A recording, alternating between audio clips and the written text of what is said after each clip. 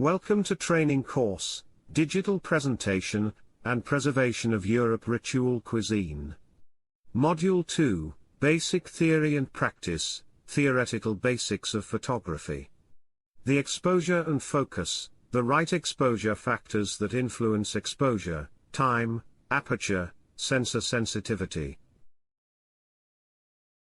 This lesson aims to provide students with the basic notions and concepts regarding focus and correct exposure, and the tools that allow you to manage light, for correct exposure. At the end of the lesson, students will know how to manage the tools that regulate exposure and focus. A camera simply captures a certain amount of light, and directs it towards the sensor or photographic film. The sensor or photographic film reproduces the photographic image by means of light. Therefore, it is very important that the amount of light is balanced, otherwise we will have too light or too dark photos or an overexposed or underexposed image.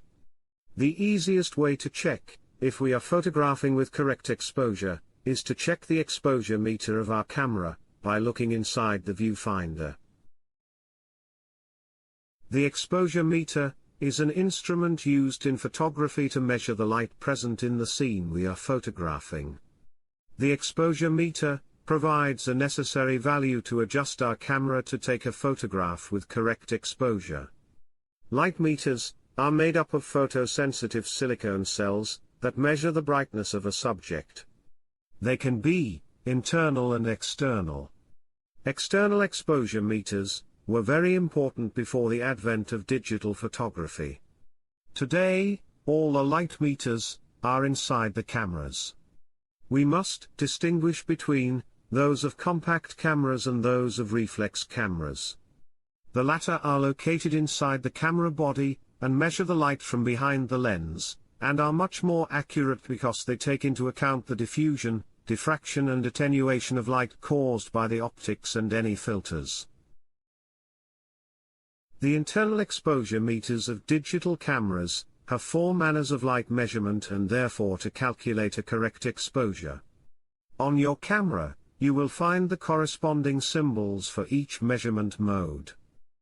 Matrix or evaluative calculation measures the light in all areas of the viewfinder, using different sensors. This calculation is certainly the most complex and reliable. Partial calculation delimits an area in the center of the frame to which to give more importance in measuring light. It is useful when you have foreground subjects with bright or bright backgrounds, or even when shooting with light backlight. Spot calculation measures light only in the center of the viewfinder in a limited area. It is suitable in particular lighting situations, such as for example theatrical performances or in full backlight. By calculation the exposure precisely on the desired subject, the machine will not be deceived by the light, or darkness, that surrounds it. Useful, but difficult to use and requires good experience from the photographer. Center-weighted average calculation is performed in the center of the viewfinder and an average is then calculated from it and applied to the entire scene. It is a modality that is slowly falling into disuse as with the evaluative and the partial, better results are almost always obtained.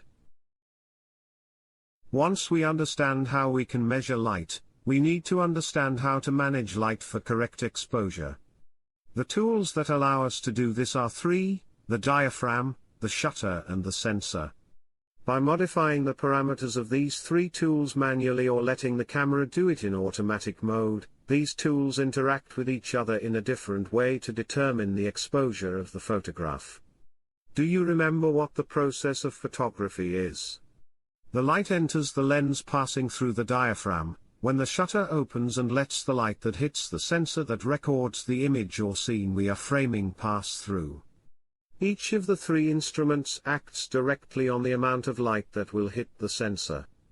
The diaphragm can be more or less open, aperture, letting more or less light pass. The shutter will rise more or less quickly, letting more or less light pass, time of exposure, and finally we can adjust.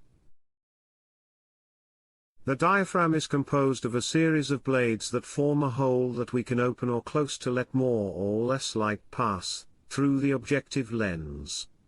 In cameras, the aperture is indicated by the symbol f and a number. The f stands for fraction of and depends on the lens we have mounted on the camera. For example, if we have a 50 mm lens, the f2 stop indicates that the aperture will have an aperture of 25 mm, or if we have a 100 mm lens, the f8 stop indicates that the aperture will have an aperture of 12.5 mm. Therefore, a low f number will correspond to a large aperture, while a high number will indicate a minimum aperture. Shutter speed is the time the shutter stays open to allow light to hit the sensor. The unit of measurement that is taken as a reference is the second and its fractions.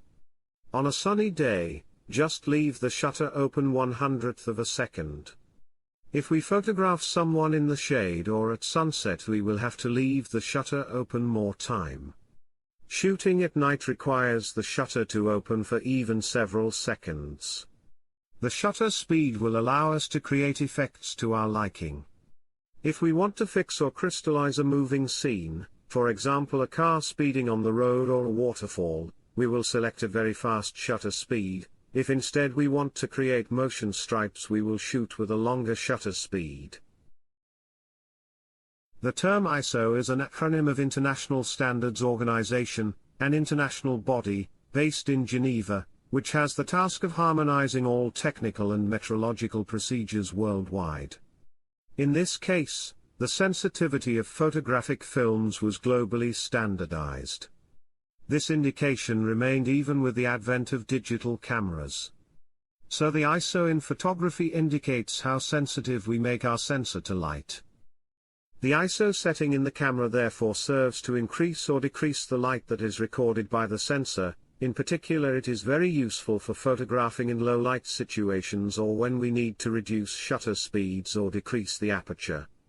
The ISO scale of digital cameras, passing by one-stop increments, can be 100 to 200 to 400 to 800 to 1600 to 3200 minus 6400 to 12800 and even higher. This depends on the power and quality of the sensor of our camera. Taking pictures by increasing the ISO value, however, involves a problem.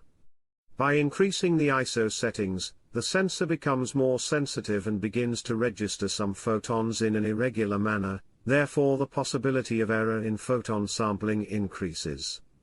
This phenomenon is called noise. Noise occurs more in areas of the photo with dark tones and with uniform areas, that is, with little detail. The presence of noise in the photograph makes the image less defined.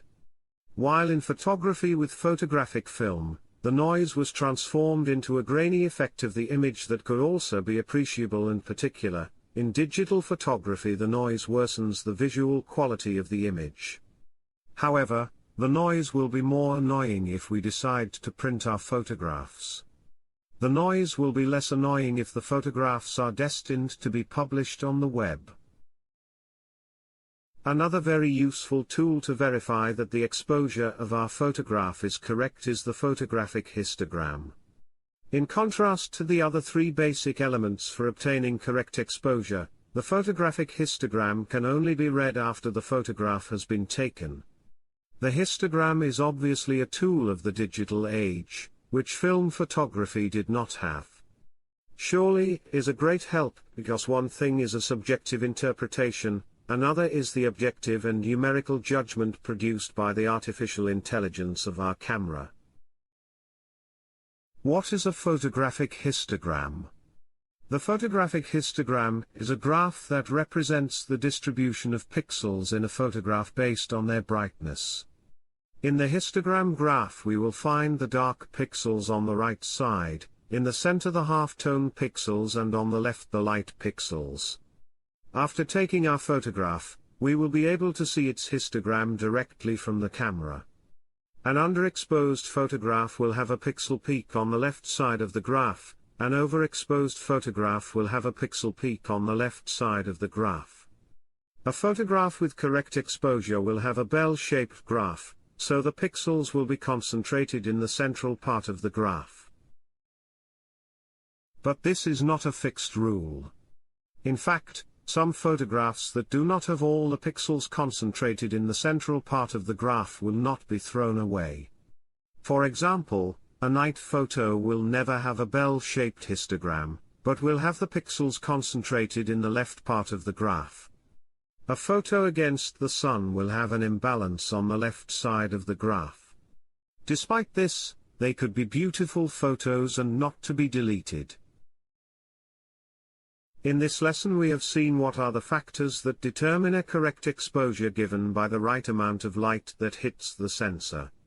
The tools that allow us to control the amount of light are the aperture, the shutter that determines the shutter speed, and the ISO sensitivity of the sensor. These three tools interact with each other to obtain correct exposure and are closely linked to each other. Their interaction can be explained thanks to the exposure triangle. The exposure triangle tells us how to adjust the three tools that regulate exposure to each other. As for the ISO sensitivity, we know it generates the noise problem. To avoid this we have to decrease the shutter speed or open the diaphragm to let in more light. As for the aperture, this adjusts the depth of field. If we open the aperture we have to decrease the shutter speed or increase the ISO sensitivity. Finally, as far as shutter speed is concerned, if we want a still image we have to shoot fast, so we will have to open the aperture or increase the ISO. For a correct exposure and to unleash our creativity we need to find the right balance. We must not forget that it always depends on the subject we are photographing.